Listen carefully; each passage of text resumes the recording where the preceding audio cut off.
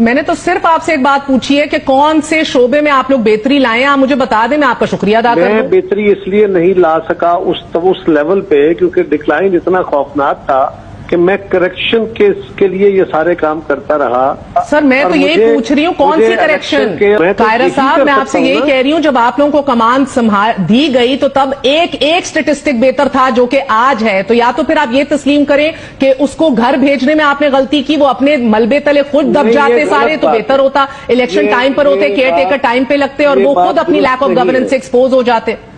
नहीं मैं ये बात दुरुस्त नहीं है।